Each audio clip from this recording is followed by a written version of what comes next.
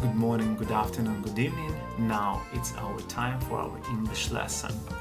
Okay, my name is Ruben and today we're going to learn our beautiful English. Alright, so asking questions and giving answers are the basic of the great conversation in English and any language. But are you doing it correctly in English?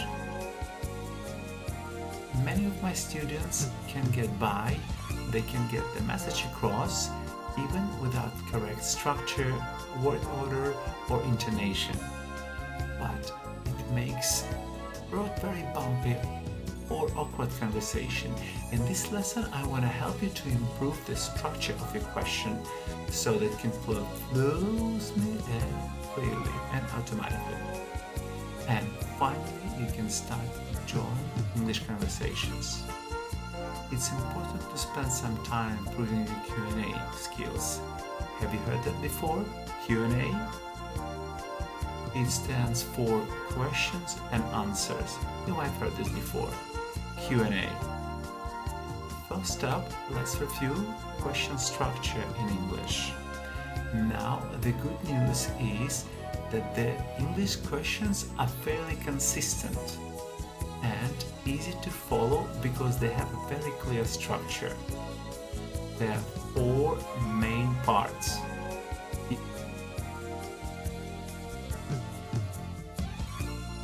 You have to keep in mind. First part, question word. Who, what, where, when, how, why.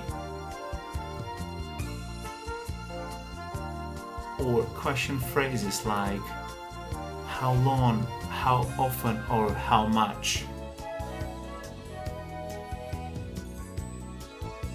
Then number two is your auxiliary verb or your helping verb. Be, do, have.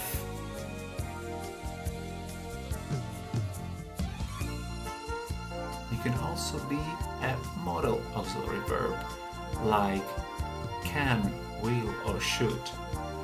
Thirdly, you need your subject I, you, we, they, etc. and the main verb, both. Play, eat, buy, eat. These are the four things what you need, right? It's a question word, 2 auxiliary verb, 3 subject, and 4 main verb. Alright, just keep it in mind. You need them in this order every time. Okay, let's try these some examples. Ready? Where do you live? Where? Question word, correct. Do, auxiliary verb, correct. You, subject, live, main verb, perfect.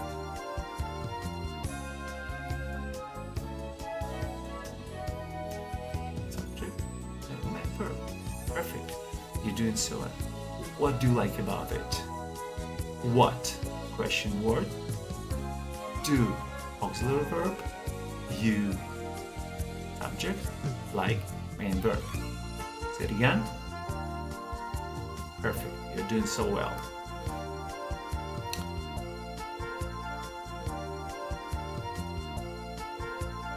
How long have you been living there?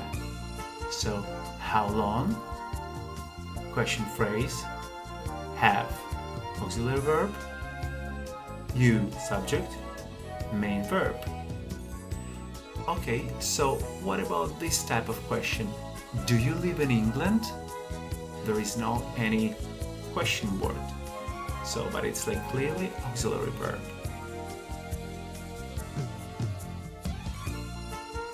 In this question, we don't have a question word, but we do have all other parts of the English question structure. We don't have the question word, but we do have auxiliary verb, do, the subject you, and the main verb is live. It's as simple as that every time. This type of question is perfectly acceptable too. You don't need to have question mark. there are two types of questions in English: closed question and the questions which start with auxiliary verb, and open questions, questions which start with the question word or question phrase. Keep that in mind for a few minutes. Question which start with auxiliary verb can help or make a sentence, right? And this can make like simple answer, just like yes or no. And detail is not really important. Do you like the soup? No, I don't. Can you help me for a minute? Yeah, I can. Have you been to Italy? No, I haven't. Are you enjoying the movie? Yeah, I am.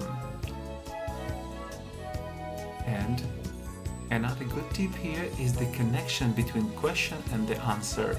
See how the answer is directly response for the information in question. Are you? Yeah, I am. No, I'm not. Have you? Yes, I have. Or no, I haven't.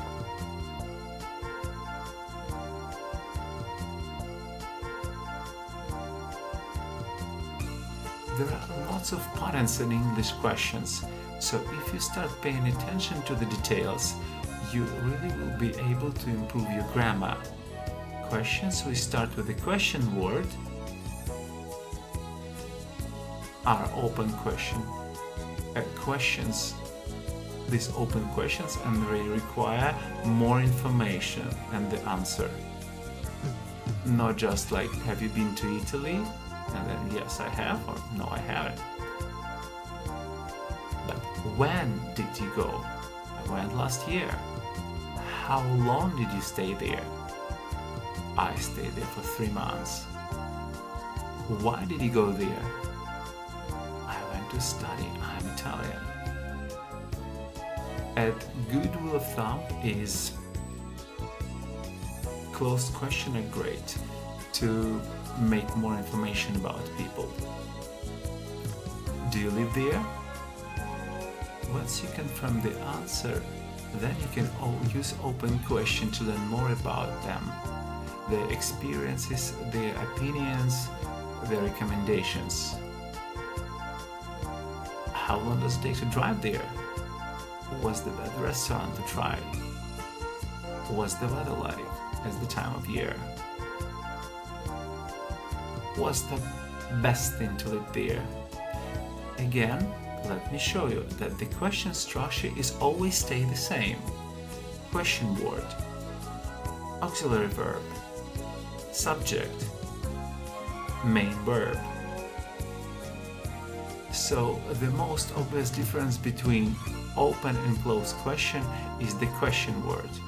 But there is another noticeable difference, and that is intonation. Intonation is the way when your voice rises or falls when you speak. The intonation of your question depends on the type of question, what it is. For closed questions, like questions with the auxiliary verbs, your intonations go up at the end. Do you like them? Are you hungry? Open questions that require more information than the answer usually go down the intonation. Why do you like them? What do you want to eat?